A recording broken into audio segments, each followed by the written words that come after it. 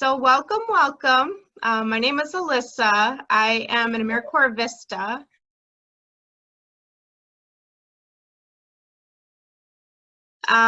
We'll go through, both Paula and Mara will talk a little bit about themselves and then give you the biggest piece of advice for the admissions process. We'll start there. And then I have a few questions lined up that kind of go through the overall process. And then at the end, any questions that you have, again, just get them in the chat. As we're going, you can put them in. Just know that I'm probably going to be reading them more often towards the end after they get through the other questions, and we'll go from there. So I'll go ahead and start with Paula. Oh wait, I have Mara first. I'll go ahead and start with Mara. Go ahead, Mara, tell us a little bit about yourself. What's going on? Okay, hello everyone. It's so great to meet everyone, and thanks for participating. This is a really nice sense of community, so thanks for coordinating this, Alyssa. Yeah. I just graduated from UCLA, and I have my master's in urban and regional planning. So I did that virtually the last quarter. Had to Irish goodbye all my friends and basically all of Los Angeles because my knee was broken. So I moved back to the Detroit area and finished up virtually.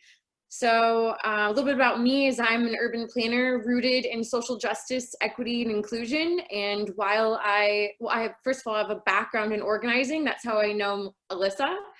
I have experience with immigrant rights organizing and neighborhood organizing, union organizing. And I was looking for a little bit more of how we can work together and make systemic change. And I saw that I didn't know exactly what I wanted to do after getting my bachelor's, and I can talk to you a little more about that too. But more about me briefly is I work from this background of organizing and wanted to do more with systemic change and with systems and thinking bigger picture and how we design communities to be inclusive and exclusive. So I saw that in terms of urban planning. And I got in touch with my local resources, which I can talk to you more about, to figure out how to become an urban planner, because how do you do that? I don't know. I don't know when's the space to talk about that if you want to know.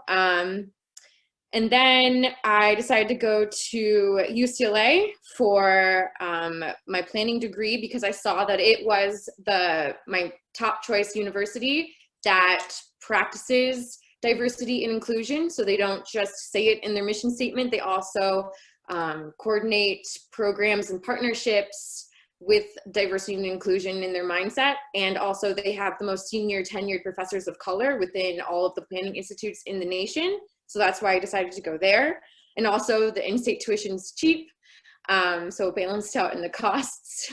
And let's see, right now I have been trying to find a job during the pandemic, and I finally succeeded. So I am now the Community and Economic Development Director and DDA Manager. So the DDA of a city is the Downtown District Authority, and they are the entity that handles the taxes in the downtown business area to work on design improvements and just safety and maybe activities or planning in that area. So in Hamtramck, right? Yeah, in the city of Hamtramck. So I was looking to be involved in Detroit. I always knew that I wanted to come back to this area because I love these people, I love diversity, and I also like thinking about how we design our neighborhoods to be inclusive. And I see that there's a lot of underutilized vacant space and the built environment isn't accounted for in our motor city. We have a lot of miles of just land without any design or interaction or humane bus stops for people. So I know that my heart is in the city or within Hamtramck, around the city. And I knew that I wanted to bring my planning knowledge back to here. Do you want me to go on to your next question, or should we hear about Paula? No, we'll go to Paula and then we'll come right back. Okay. Yeah, thanks, Mara. I can follow that. Mara, you do absolute wonderful work. Okay, so my name is Paula Hernandez. I graduated with my master's degree in social work in 2013. That was fun. I was pregnant and then had my first child my last semester of my graduate year. So yeah, it was all fun. But I chose social work. I graduated from Wayne State University. I chose social work because I had a desire to work within the community and to help others. Primarily, I became more interested in the clinical aspect of social work, where now I work out of the Guidance Center out of Southgate as a trauma therapist, working with youth who have been exposed to some sort of traumatization, either physical, mental, or abuse, time in their lives. And I work with their families too as well. I find great joy in it. I love it. Before then, I worked with the homeless population with Southwest Solutions for about 5 years. And then before then, it was more early childhood development background in my perspective. I chose Wayne State University. Well, actually, I didn't. My dad chose Wayne State for me for my graduate school, close to home, cheaper because it's in state. Tuition would have been cheaper.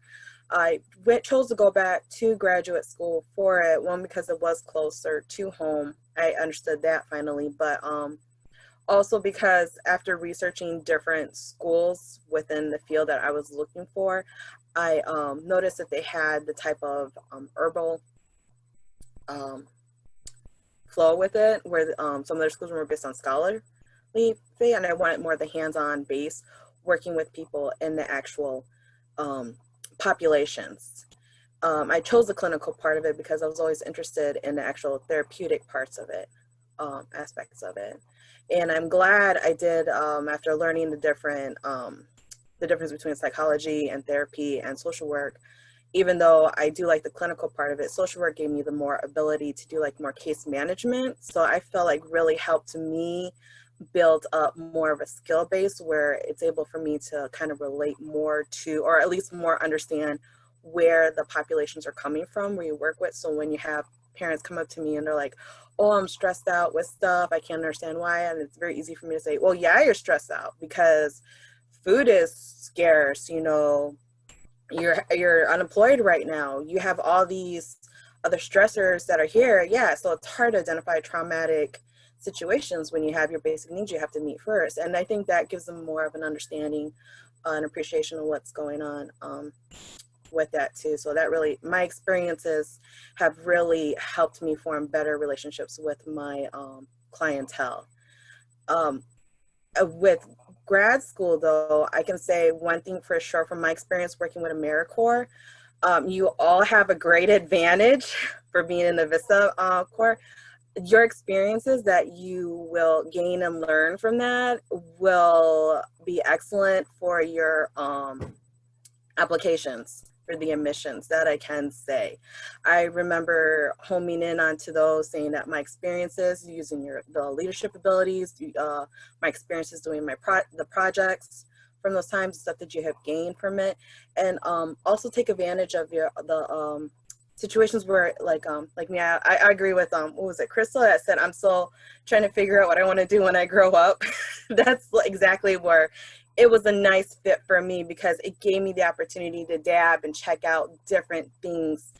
Well, maybe I'm interested in this, maybe I'm interested in that, maybe I'm interested in more community aspects. So it helped bridge that out, where I was able to help me to kind of like finalize what it is I really wanted to go for. And it really helped me out, especially with the community services aspect of it. So is that good enough for right now?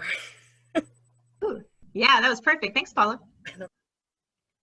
So the first question for, I'm going to go ahead and post this to Mara and Paula, and then I know that a couple other of us also have done grad school. So these next couple of questions, go ahead and chime in, but I'm going to go ahead and start with Mara and Paula, and we'll go from there. So the first question is, how did you go from maybe grad school to yes grad school? And I'll go ahead and start with Mara. Okay, well, I feel like I missed one question. It says, what advice do you have for admissions? And you can go ahead and tag that in here too, if you like. Yeah, well, I definitely agree with what Paula was just saying. And although I wasn't a VISTA or Americorps representative, I did have the community organizing background and experience. And I took time off. After I graduated undergrad, I had 5 years before I went to grad school. And I wholeheartedly agree with Paula that all of that experience that you guys are building right now, and these one-on-one personal stories, relationships that pull at you, like the inside of like what you want to do, help guide you write that personal statement or statement of purpose, which by the way, I know is very frustrating. Those seem very redundant to me, still are redundant, but it's just another step. I don't know what they're asking for right now, but when I was applying to grad school, I had to write my statement of purpose and personal statement, and I saw them as similar. So I can look through my notes and see how I differentiated the two, if that'd be helpful, whatever they're asking for now. But yeah, I really agree on as much experience that you can get really helps even just drive forward the desire to go to grad school, you know, because we have, so we know like what we're pulling back to, what we're working towards. For me, it's creating more inclusive communities, using the built environment to be more humane, just enhancing the quality of life for everyday families as they do everyday uses, supporting them in their community economic development needs. So that, like I have this personal story, like these images of driving down Woodward and seeing that there's a difference in how the built environment's used and just wanting to create a change. And I use that to fuel me through grad school. So these experiences that, that really drive, like that really pull right here at our heartstrings, help us with our momentum to carry on our program and work those long hours in the lab, or being the last one in the library, you know, reading that last text, even though there's no way that we're always going to read all of the texts in grad school. So I'm just going to put it out there. Like, no, I think I might have read like a sixth of what I was supposed to. So really, and I like to be a perfectionist. So it was a lot about like spot searching, just like reading, like I don't like skimming, but I had to just see what I wanted to get out of that reading, like what paragraph spoke to me for some reason, and then incorporate that in my paper and then keep going. But yes, I always saved the articles that I wish I could have read, so they're still there for me. I don't, you know. You'll get back to them one day. Yeah, one day, hopefully. Yeah. They're in a box. I have a box of those too. Yeah, so I do wish that, oh, sorry. You'll get back to them when you start writing your book. There you go. Yeah. So I do wish that graduate school, the professors prioritized quality a little bit more than quantity, and shows where I needed to read. But they didn't do that, and they just wanted you to read everything, which was all great things to read. So it was all quality, but you know, how practical is that? So I just want to let you know that. And then also before I jump into this, I want to say, just in general with grad school, when I was talking with my friends about going, one of my friends was in grad school and said that it was very lonely. And I want to acknowledge that it struck me by surprise. We were in a more of like a party setting, and her words always resonated with me. And I have to say that it is isolating. But, you know, from her sharing her set of experience and hopefully me sharing this, I want you to know that you're not alone, because grad school is isolating. Working long hours in the lab and then working at your desk and like in your own like your workspace and having all these deadlines to get done, it is isolating. But my personal experience of having the reason why I wanted to do this, which I found after 5 years, I didn't know what I wanted to do when I grew up, and I still don't really know what I want to do when I grow up. Even though I have this degree, you know, I'm working that through, so it's just a whole journey. But yeah, I just want to let you know that you're not alone in feeling isolated sometimes when you carry on your studies. So I'm not gonna go into more any of these questions, but how did I go from maybe to yes? Well, I finally found it. I finally found urban planning.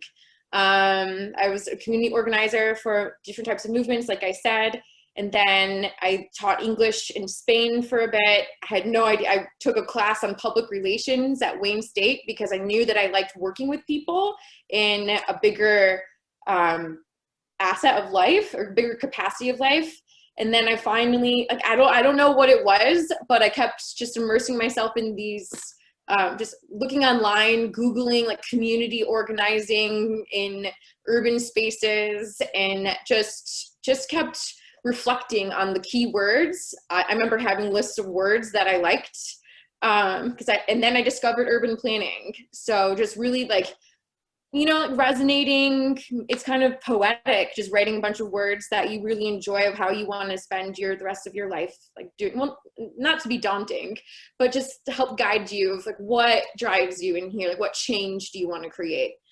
And so then I used my resources, my local resources, and I have to say that right now during Rona and like this whole panel discussion too, people are eager and very like happy to share their resources and their knowledge. Like me, I'm flattered to be here and speak with you today and get to meet you guys. I wish I did Americorps and VISTA now, because this is such a good community. It's never too late, Mara. It's never too late. Yeah. Okay. Yeah. Let's go. But yeah, so I think that people are out there to have informational meetings. Just send an email, call, ask to have a phone call, ask to do a Zoom invite, maybe even an outdoor coffee. I just did an outdoor coffee with one of my mentors from Wayne State when I took that one class in public relations. So I just remembered when I moved back to the city that I had Wayne State mentor connections from one class, and just use them because people are there and ready to help and share knowledge. And so then I set up a meeting with this guy who's in charge of the internships for Wayne State. And he told me 3 different things to do to become an urban planner. So I followed each step. And one of the steps was to read a book on urban planning that he recommended. Another one was to watch this lecture on Mayor Duggan speak on Detroit, just to know more of the nuances and history of Detroit in the context of urban planning. And then another one, the last one, was to find an internship. And I really agree with whatever we think that we're intrigued by right now to enter grad school. An internship helps because it helps set the foundation of the vocabulary that we're going to be using, just the everyday tasks that are happening. And even though we might not be involved because we're on that like foundational level, we still are aware and absorbing this information, and it's networking too. So I really do appreciate all of my experience before going to grad school, and then also all of this experience that you also have too has helped me keep my cool when I have assignments, because you know, I'm not just a recent like undergraduate. I've moved in, like I've had some time to like figure things out and time management and evaluate my tasks that I have to do, and have like just develop more self-worth and know that I can accomplish these tasks. So I really appreciate my experience that I took in between and the time that I took between going from undergrad to grad school. Yeah, thanks for that, Mara. Yeah, how about you, Paula? What made you go from maybe to yes? Faith. For me, Mara, you crack me up because you're kind of like, I remember feeling the same way you were talking about the soloness. I would tell Javi, Javi's was my boyfriend at the time, fiance now. I would tell him every semester, you know, can we just break up this semester and then get back together the following semester? After graduation. Like, no, not even graduation. I was like, can we just break up this semester and we'll try again next semester? Because the workload was a lot. It was intense. And he was like, Paula, just get upstairs. And he would play his video games while I would just study. You know, he kept quiet as much as he can. So it was funny though. But yeah, being, what helped me pick yes was that during my bachelor's, I kind of was really intrigued with, social work, and I found out that through social work, if you get your master's program, you could actually do the therapy, be licensed to become a licensed therapist, like do actual therapy on the side. So that's one thing that really helped me to make it an actual yes. To pick the universities I did, this was the first time I actually like really investigated into the different universities, checked out Michigan, Wayne State, what was the other one? Madonna, for their different social work programs. Like I said, what drew me to Wayne State was that it was more focused on working with the urban areas, where the other ones were more based on scholar background. So like I said, I knew I wanted to engage more with the community, so that's what made me pick that aspect of it. I struggled with grad school. To be honest, I almost didn't make it. Me and the field advisor had a few disagreements. Just know it can happen. But it's just, you have to be able to, you're gonna have to, like, the passion has to drive you. You have to be like, this is something that I would like to do. And even if it's something that you're not interested, I hope people are not like carrying this where it's like, oh, well, maybe it is, maybe it isn't. I don't want to keep on going back to school. I think what drives me is that I love to self-growth and I love to learn.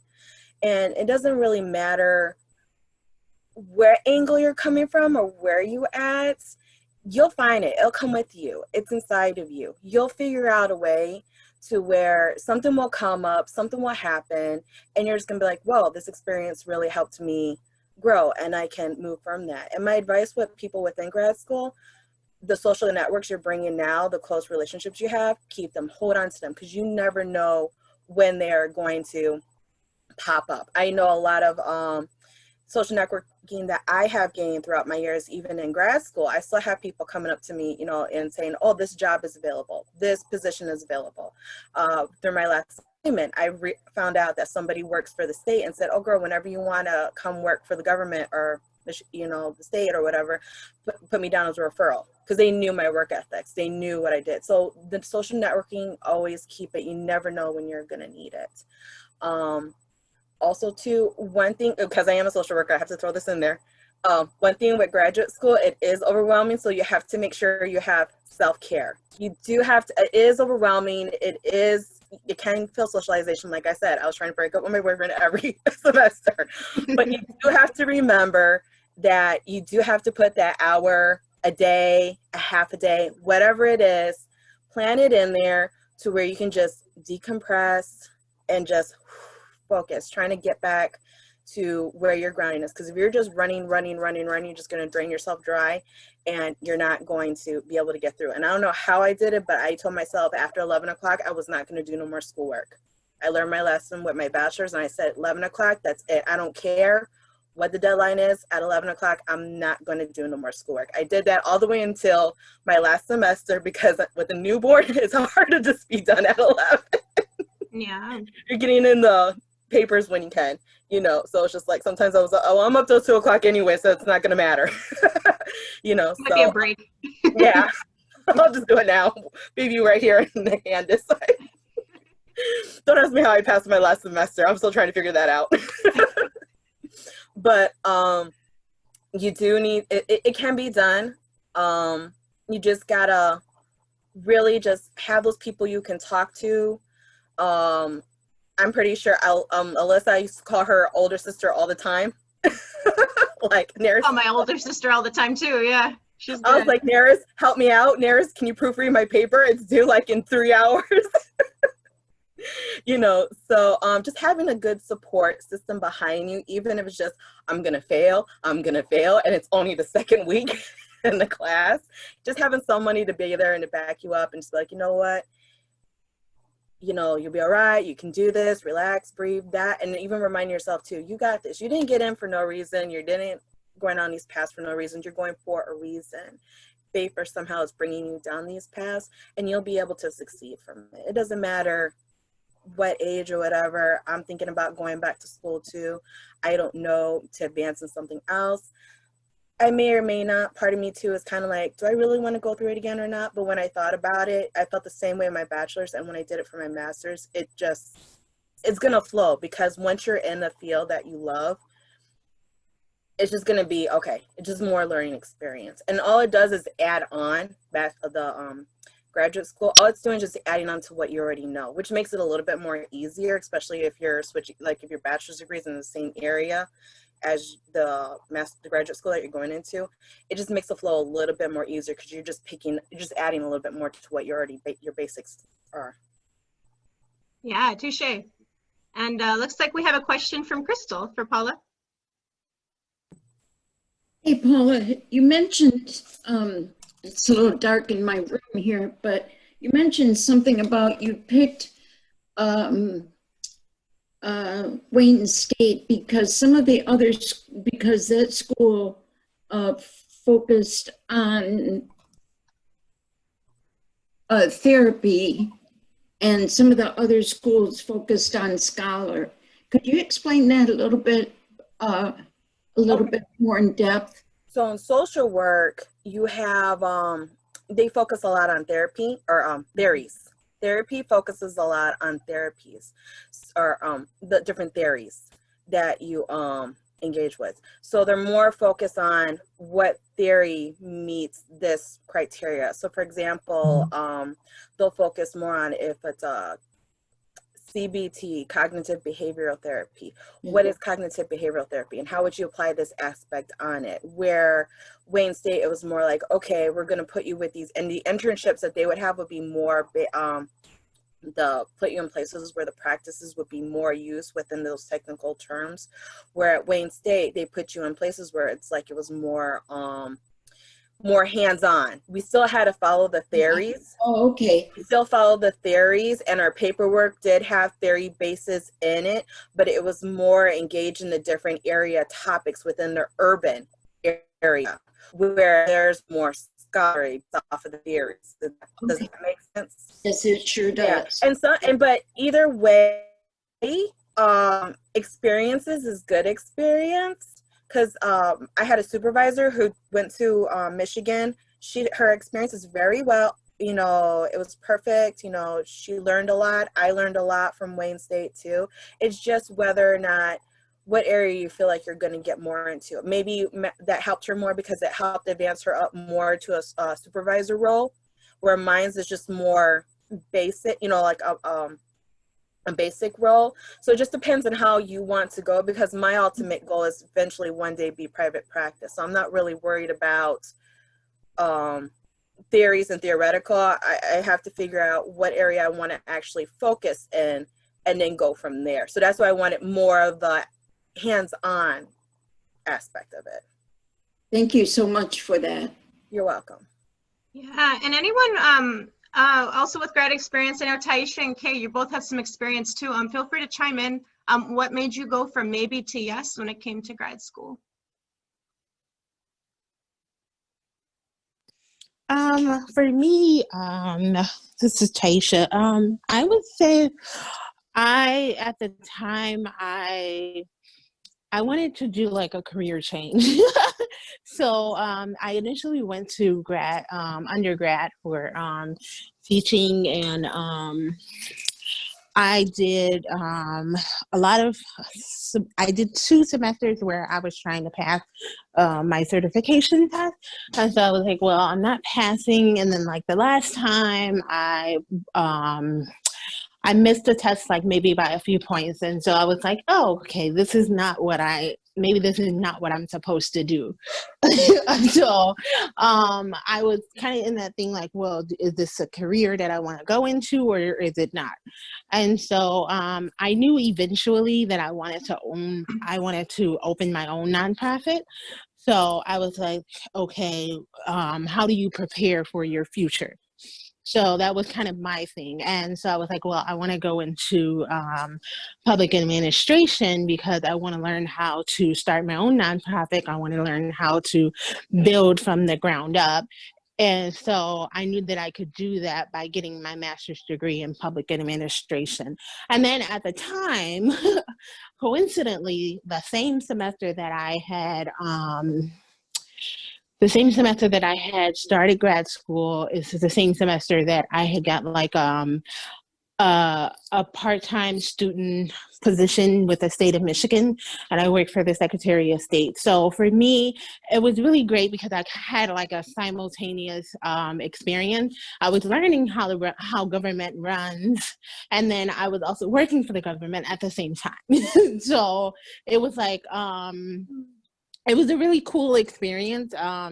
You see how I was like learning how government is supposed to run and how things are supposed to function with partners and all that kind of stuff. But then I was also seeing it day in and day out while I was working for the state of Michigan. So it was a great experience in that nature that it kind of just aligned together. And so for me, like I said, just thinking about where you want to go in the future and what you want to do, kind of align your graduate degree with that. That's my greatest advice for you. Yeah, and one of the things that I'm seeing here is the experience along with the school. It can be tiring, right? But it's so worth it because you do. It sounds like you gain more, right? And in my own experience, I'm going to business school right now, and my field of service isn't necessarily business. Like it's not something where it's like, oh, I'm gonna like you all use all this, but business is a lot of things, and so I'm able to kind of see an overarching. Like all the themes of stuff, like I'm able to kind of analyze things from different perspectives. And for me, that generalness helps me. And this VISTA experience, like everything's going to build me to the next level. Even though I'm not quite sure exactly what I want to do when I grow up either, you know, it definitely helps kind of push you somewhere. So the next question is, how many schools did you apply to? And another part I want to tag onto this. So the schools that you applied to, did you get into all of them? Was it something where you had to make hard decisions? And I'll start here with Mara. Okay, here we go. Well, one thing I also wanted to say is what I've noticed about universities is that they are, like, especially universities in America and public universities, they're research-based. Did you like, do you guys, have you heard that term before, Paula and Melissa? Yeah. Yes, I have. It depends on which ones you're looking at. That's what Wayne State is. It depends on what field you're going to. Is research based. Yeah, so I think that would help your question to Crystal. There's a research-based focus for whatever institute that you're going in within the university, like Paul was just saying, and then there's like vocational. But I think those are the two dichotomies. But my school is research-based, and that meant that a lot of the professors were pressured to publish material and to do research. So when I was applying for schools, I had to make sure that where I was investing my money and my time, that they were also going to invest in me, and I was going to get a good relationship with my professors. So I did that by after I got accepted to these universities, touring the programs in person. Well, to as much as we can in person, I guess. Yeah. But touring programs and seeing what they prepared for me so that I know that they weren't a waste of time. And so, for example, I applied to 6 different schools, and my top choice was Pratt Institute in New York, and I got accepted into it. I think, like, how many did I get accepted into? I think I got accepted in 4 out of 6. So my top program was Pratt because of its degree in placemaking, and I thought that's exactly what I wanted to go into. I had a conversation with the director of the department prior to enrolling, so I also I wouldn't be afraid to make connections or take that leap and get that information, because it is our time and our money, and we have to figure out what's best for us. So I had one-on-one conversations with him, and yes, I was nervous. And so I had a notebook of questions written next to me so I could ask him over the phone and not be caught up in anything, like any awkward silence that I didn't want. So I was prepared, but when I toured, after I got accepted, when I toured the program, they didn't have anything ready for me to go and see, while UCLA and U of M had classes for me to attend, professors for me to meet. They had dinner parties ready for me. They were like giving me tours. You know, Pratt didn't even have a tour organized or any classes for me. So you can just kind of tell where, and not that I couldn't make the most out of my experience, but I don't want to worry about like HR stuff when I'm trying to be like reading like 100 pages a night. So that's why I decided to go into a school that was more organized and do that research. And then I also want to say too, I do like the idea of self-care. I definitely support this initiative. And I thought that when I went to grad school, I wouldn't have time to clean my kitchen and my kitchen, like it was this thing that I was thinking, like I would not have time to clean my kitchen. It was going to be a mess. And to let you know that my kitchen was always spotless. So, you know, we have time to work out and meal prep and clean our kitchens. So there's still time for that. Yeah. Yes. How about you, Paula? So Mara is a G. I give her a full applause because I only applied to one school and I got accepted in. So I was like one of those weird, those weird people. I just got, like I said, I don't know what was going on, but no, I did, like I said, but I did inquire other schools though. I was just like in this weird lucky position where, like I said, my supervisor was from Michigan, and I still talked to a lot of other people who went to different schools in my field. You know, I got to the networking. I was able to talk to different people in my field. So I was able to talk to therapists, social workers, psychologists, to get their interpretation, their impression, and what was their experiences at their universities. Why I actually just labeled it down to Wayne State, because I had my own personal experience too. I knew what to expect from it.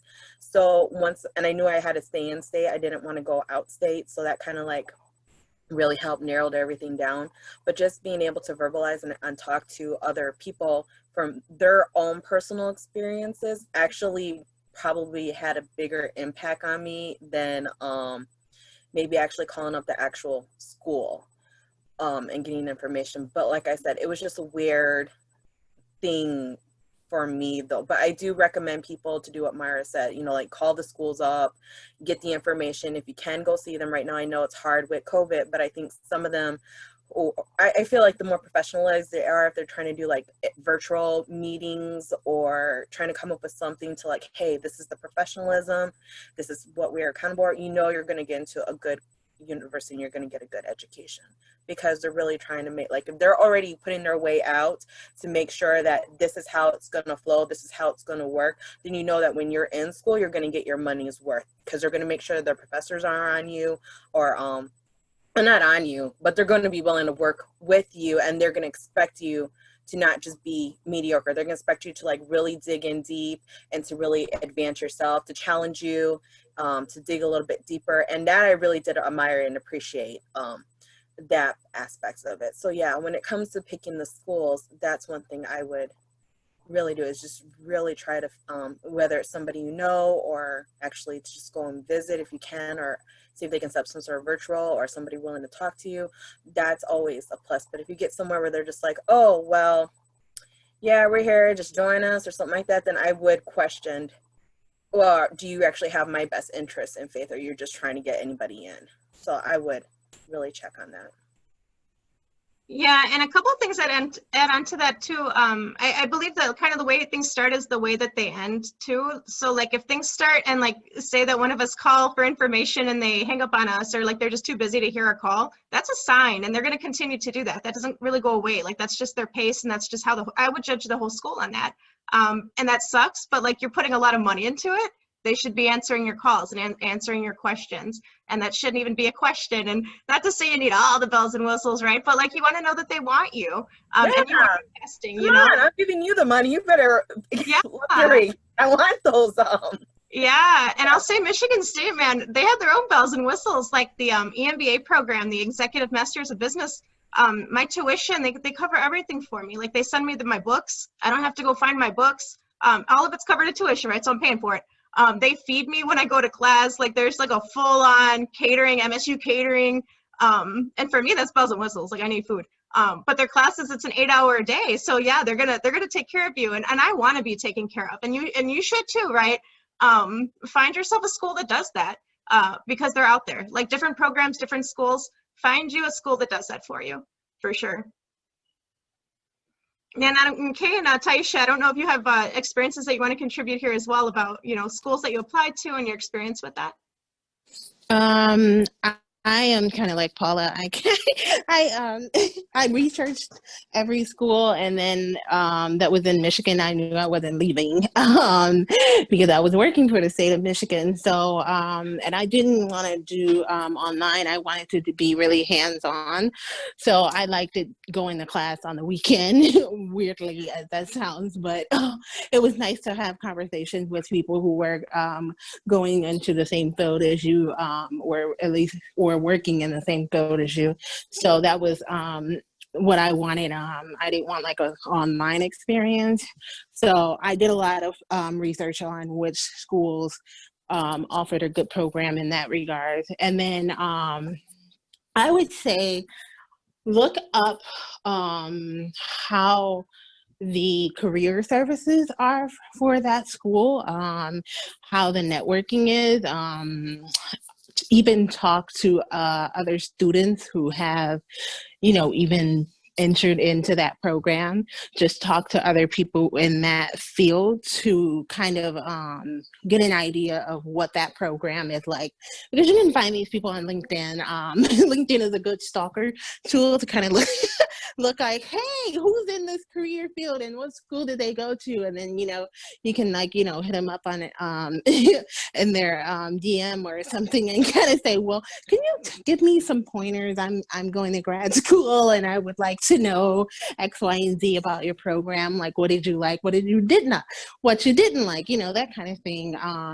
Because people will tell you like, some people will tell you like, I hated this about my program. And one thing I wish I would have did was I wish I would have dug deep into the curriculum of the program, because I loved my professors and everything, but one thing my program did not offer was they didn't offer a grant writing course for the public administration. And then they had this specialization that says that you can become, you have like a certification where you can be a nonprofit individual.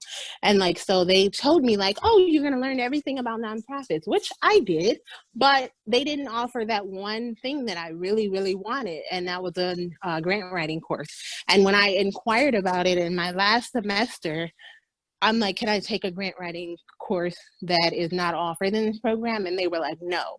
And I'm like, I really want to take this class. And it was like, no. And I'm like, wow, I've given you all my money. I'm on the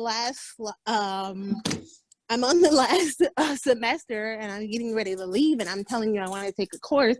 And so for me, my advice to you is just to kind of dig deep into the curriculum of the program and see not just what classes they offer, but if you can ask for a sample syllabus from the teachers, because when you go into admission, ask them like, hey, I want to see exactly what I'm learning, because there may be some things that are in there that, are missing. So that's my advice as far as like what school, when you're looking for a school, just to kind of make sure you do that. Yeah, thanks, Taisha. And to piggyback off of that, yeah, you're right, because there's one thing I did forget about with my school. When I was going in for my master's program, if I would have called it in advance, I would have learned that the dual certificate that I wanted with it was actually fading out. Oh, wow.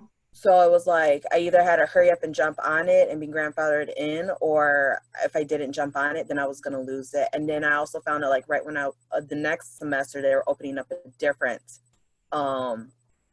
dual certificate.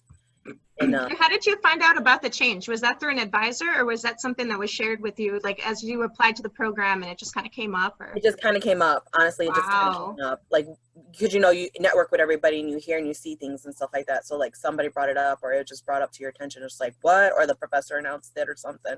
So it was just like, what? So yeah, I agree with that. To piggyback on, just really call up and just like find out what the curriculum is. Some of them do offer them online, some of them don't, depending on the field that you're going into.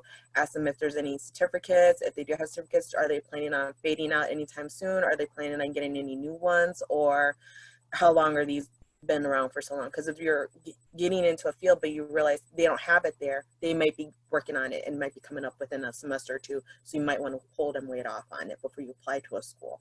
That could be an ideal too.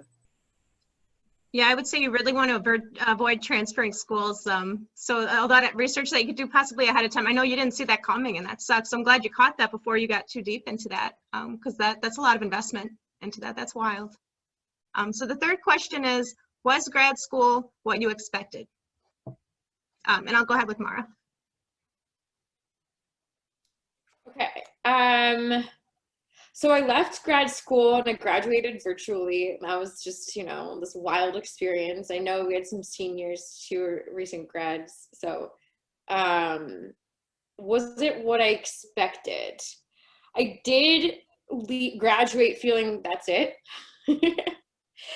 Like, I don't know if I gained all of the technical expertise that I wanted to gain.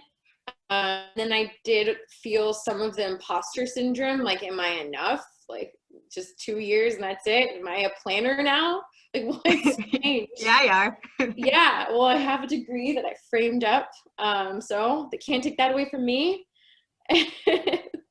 But it's, and then I go in and reflect on the different conversations that I was exposed to, the different people that I was exposed to, and think that I've become a well-rounded planner, maybe not the expert one because I'm a recent graduate, but I tried a lot of the time.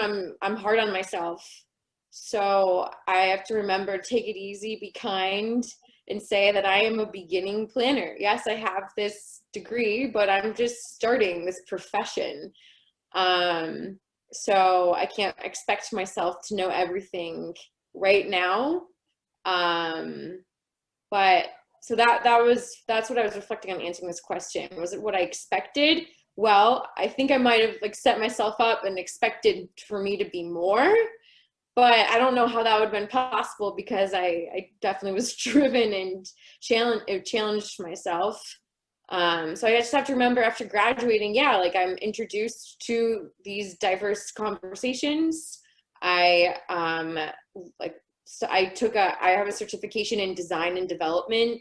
So I challenged myself to take more marketing, real estate finance courses that, because I know that while I would rather take courses in sustainability and inclusive built environment design, like hands-on and the community practices, and inclusion, like inclusionary community-based dialogue techniques, like all of those courses resonate with me. So I challenged myself to also see the other side and take statistic courses, economic courses, and the marketing finance courses so that I could be more well-rounded and have a conversation with developers or with the other side. That's not, I call them the other side, but that's not typically like within my wheelhouse.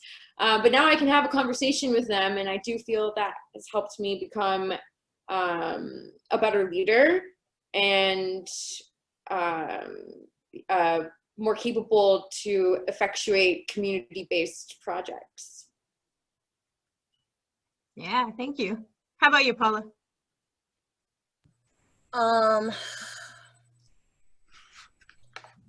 It definitely helped increase my level of employment, but which I really wanted, because again, I wanted to become the therapist. But I felt grad school was more, or undergraduate school was more educational than grad school, only because, like I said, undergrad builds that foundation. And unless you have an actual idea where you're going to move into it, that's where grad school actually helps. I was still in that, I want to be a school social worker, or maybe I want to be this social worker, or maybe I wanted to be, so I really didn't have it. So I was like dipping into clinical and schoolwork and, you know, trying to get all these different areas where if I went in there actually knowing about grad school, then I could have actually, like in that particular area, I could have focused and probably got a little bit more from it, because I was still, at that time I was still debating whether or not if I wanted to be a school social worker or actually stay in the clinical area of it, because I still didn't really know exactly all the stuff that the was available for clinical social work. Because, you know, knew you wanted to do therapy, but I didn't know exactly what it was. And I don't regret that. It, like I said, it helped build up a lot of stuff for me, gave me a lot of experience, and a lot of things that like Myra said, you got this certificate and you're just like, okay, so I'm supposed to be an expert. But the reality is that everybody knows you got your degree just because it helps you with that advantage, but the experts, everybody knows that everybody's still learning. Everybody, you got to give yourself that leeway that, you know, you're still learning to this day. This is my first job as an actual therapist, and I'm still learning stuff, you know, as I go, but my experiences have helped prepare me for this position that I have grown to love, if that makes any sense. And because of my background from my education, even in regard if it's undergrad or graduate school, it helped prep me and prepare me, even though it may not always, you know, you can't go in a textbook and say, oh yeah, well, this situation is going to happen because it's exactly what happened on a textbook. It's not always going to happen that way, but it does help give you an idea what to, you know, what to experience. Does that make any sense? Or Yeah. I'll open it up. I'll give us a few minutes. Does anybody else have any? Oh yeah, go ahead, Taisha. I was gonna say, it was everything that I expected. I enjoyed the camaraderie with everyone. Like, it was just one of those things where, you know, she stated in the beginning, like, you're alone. So, but you also do have that support of the people who are going and who are doing the same thing as you, even if they're like, maybe they're not in your program, or maybe you have people in your family or in your circle that are going to get their master's at the same time. Just kind of build on that support system of them helping you as well. So that's all my thing is, just like, you are alone in your work and you're working alone, but you will have those opportunities to reach out to other people as well. Yeah, good point. All right. So I'll open up the floor for any questions. Maybe about 5 more minutes, maybe we'll close it up. But yeah, please ask away. We have Crystal. Crystal has a question.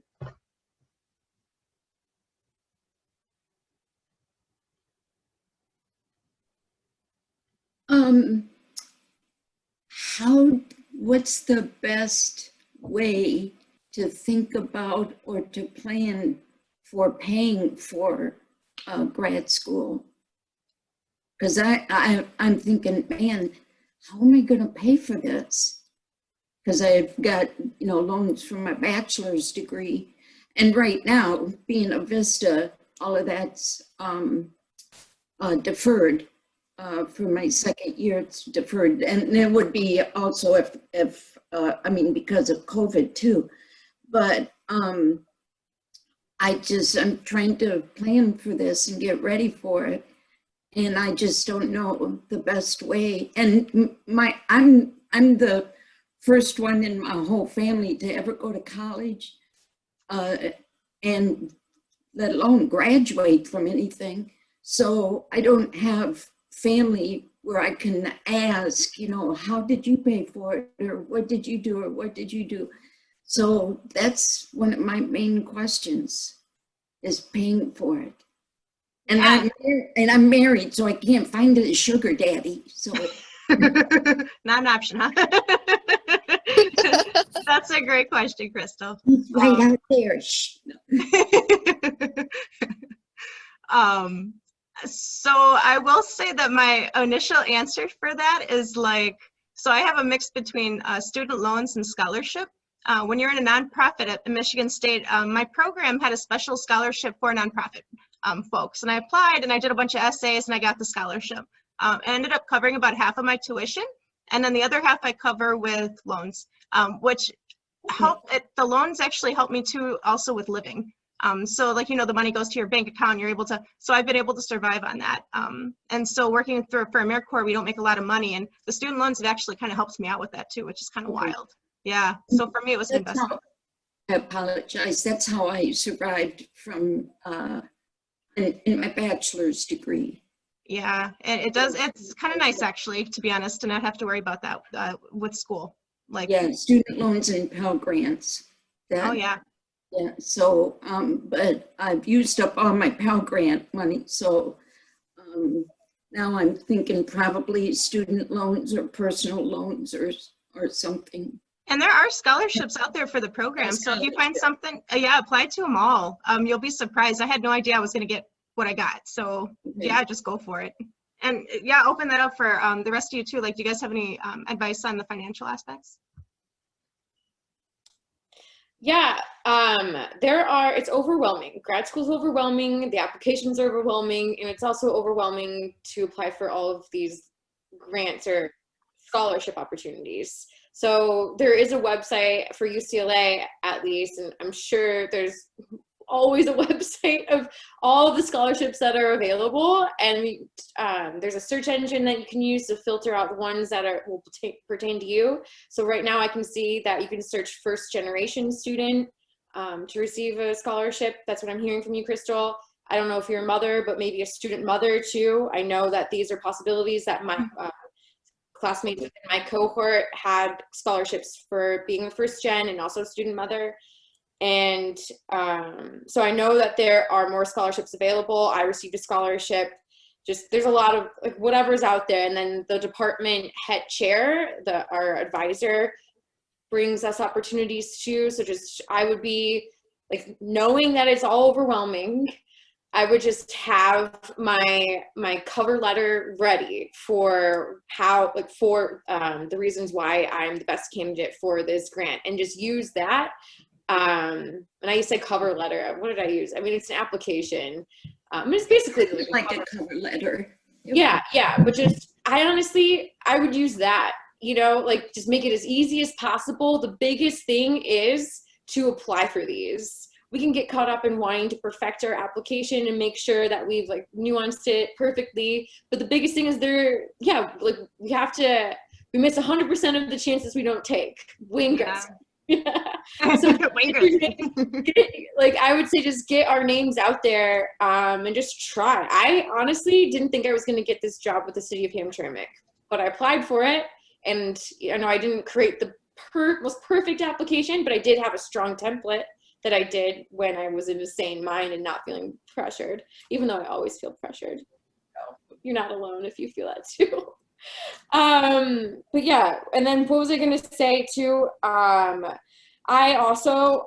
I took a TA-ship, and I recommend taking TA-ships and taking research opportunities, especially within our departments, because like Alyssa said, these people want us to graduate, and they understand that our graduation work comes first in the end. So while we might be helping a professor research, or helping the foundation that our school is associated with do research, or the institute within our school do research, or guide a TA lecture, we have the leeway, especially if it's within our department, because they understand, they want us to do well and exceed and graduate. And they also understand a little bit more about our program. And I was fortunate to be around a lot of professors that talk about like just our health and well-being. So just being more of that. And my TA-ship paid for my tuition and gave me money on top of that. So I recommend taking as many TA-ships and research opportunities as possible, because while I think that's also a very good tool. And then I also, accepting internships, I would never accept an unpaid internship, because we are at this level of we're experts. Like, we have this knowledge, we've had these years of growth. We may not be experts within like our technical field, but we've had years of growth, and we know how to interact with people. We know we just should be valued more than what we're paid for, and free internships are not acceptable. And there are cities that offer paid internships. They're out there. Yeah, good point. How about you, Paula?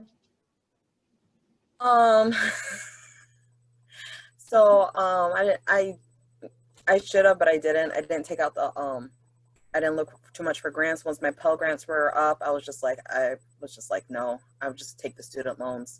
But what do you call it? There's different programs too, though. Like Mara says, you have the TA, you have, if you can, work on campus, and part of your income that you make on campus goes towards your tuition, so that can help out with that too as well. For me, the reason why I didn't really focus too much on the trying to apply for scholarships, because I knew with social work, thank God for Barack, was that after working 10 years for some sort of nonprofit, and I fit into that category, that my student loans would have been forgiven. I just had to talk to, only student loans, not personal loans. Right. So if I signed up for the program where now I'm underneath earned income, where they only pay $100-something a month. It's like the income-based federal program, right? Yeah, something like that, yeah. And then you can get the public service forgiveness if you're in public service and nonprofits for 10 years. It covers it. You get your tuition covered. And also to research employment areas, because like at Southwest Solutions, they had it where if you work for their at their Waterman location, they actually had it where if you just work for them for 2 years, they would pay off all your tuition. Really? Yeah. That's not the first time I've heard of jobs paying off tuition too, so that's a really good point. I didn't even think about that.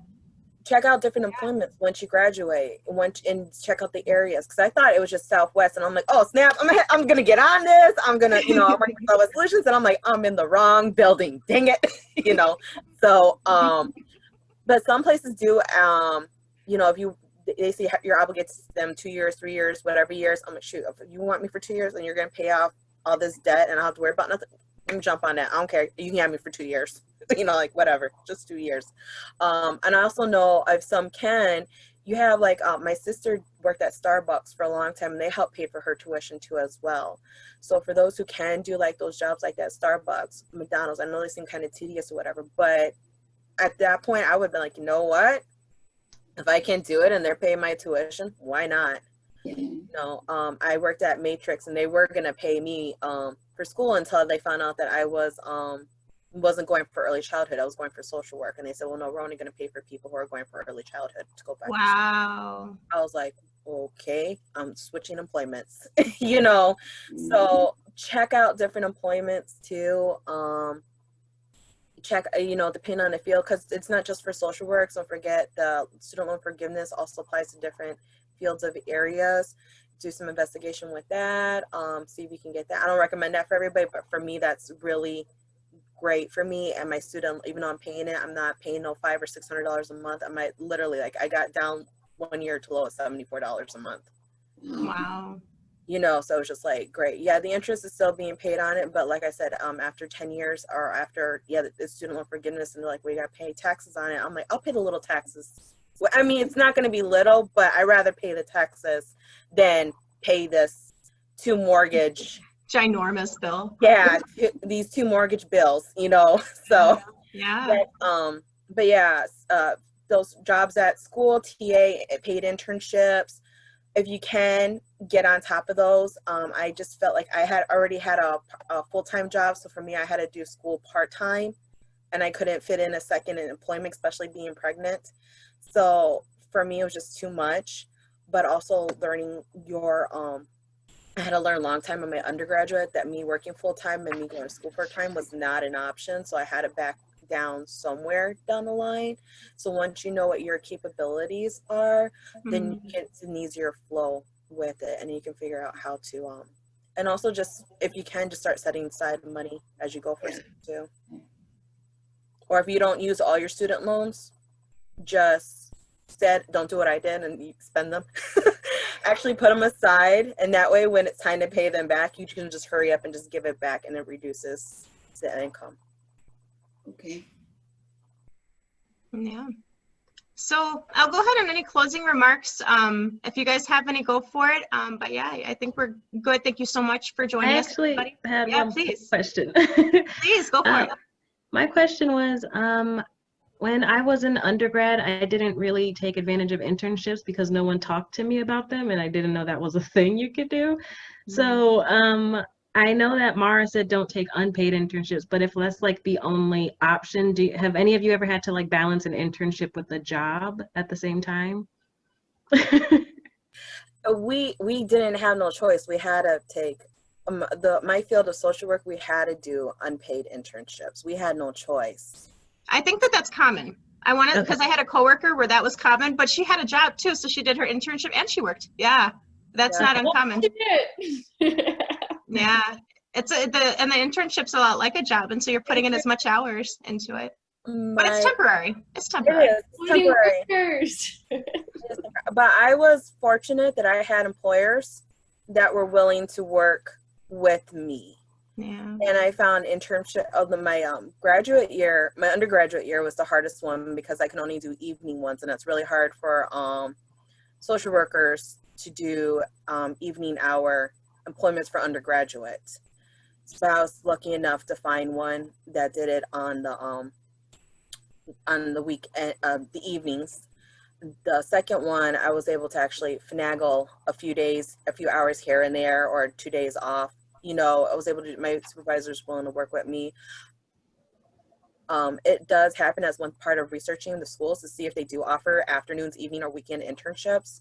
That was one thing I was disappointed with my school, because they did say they did offer it, and then when it came down to it, they were like, well, no, we really don't have too many of a variety. And I was like, well, hold on, I chose this university because you were willing. It stated that you were willing to offer evening and weekend internships. So that's one thing I would check with that too as well. But it like Alyssa said, you have to remember when you're going to these mindsets, it is temporary. It's not going to be forever.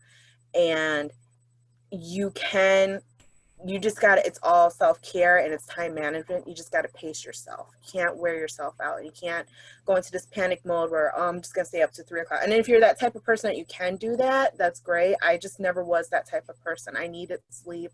And I learned a long time ago with my undergraduate that I had to really pace myself. So I really had to focus on time management, which Alyssa knows is not easy for me at all. You and me both. You and me both. That is key though. Okay. Yeah, thank you for that. What I'm hearing, Paula, is that the internships, so I'm hearing that social work is like during the course of your experience in your education, internships are required. Yes, you need so many hours. Yeah, vocational, it's more of a vocational institute as opposed to the research-based institute. So yeah, like that was also a of the social welfare program at UCLA. They actually only had classes on Tuesdays and Thursdays in the evenings, and they had their internship days during I think Monday, Wednesday, Friday during the day. Like they built it in. Yeah, and Tuesdays and Thursdays were their only class days, and not just evenings, like all day. Yeah, so they offer different dynamics. There are different dynamics of programs out there. What I'm saying about internships is one for the summer, or right now, I would look for one that is paid, because like I was first willing to accept semi-willing to accept an unpaid internship for half-time with the city of Ferndale. And then the director talked to me and said that, no, there's this legislation that Michigan just passed where they're not like even allowed, and he doesn't believe in unpaid labor, but they're not allowed to have people work for free. So times are changing with that too. And I would it's on my radar now that, yeah, cities, like I'm in the city planning world, so cities have to pay interns some sort of amount, even if it's part-time. But then also, it just depends on like how well we like that organization. And I mean, maybe that might be a good practice opportunity to write a grant to fund ourselves. I have never tried that, but that's an idea that I have. If I need to work in a place where they don't have money, well, let me practice my grant writing and see what money we can get. Yeah. So that's an idea there. Yeah, for sure. All right. So any final comments? Thanks again, Mara and Paula, and Taisha Lepa, thanks for sharing as well. Thank you guys. Any other questions or any other closing remarks? Can you hear me okay? Yes. Hey, Kay. Hi there. Sorry, I wasn't able to get in before my mic got frozen. Then I had to research how to undo it. So, but it was a really great presentation. Thank you all for sharing. I really enjoyed it. I know that for me, because I was an older student going back to Wayne State, my internship was waived because I had so much experience already. So that was a good thing for me. Was it what I expected? Absolutely. I love going to school in Wayne State. I don't know where Taisha went, but it was right in Midtown where I was very familiar because I'd already gotten my undergrad there. I lived on campus and all of that. And as far as how I paid for this, I took out student loans. And as Paula said, there are ways to negotiate paying it back. I am an income driven. So as I said, I'm an older student, so I'll probably take this debt to my grave, but I won't be in private industry anymore. There was a time I was paying like $1,000 a month toward my student loan, really going to pay it off. But I see your face. So I was doing that with the idea that I would pay it off, but as I got older and wiser and talked to certain people in the financial field, they said, let's be realistic or pay that off. So, and plus, like, I'm a VISTA now and I'm doing nonprofit, so I probably won't go back into private industry. So it's never going to be that much. And I have to be happy with that and play by the rules. As long as I play by the rules and I'm clean, and by that I mean paying on the student loan or making sure I'm in touch, I feel safe and like I can get whatever I want and I won't screw up my credit, if that makes sense. Total sense. Thank you, Kay. You're welcome. Yes, thank you. I want to add one thing. I would take advantage of the Graduate Student Resource Center.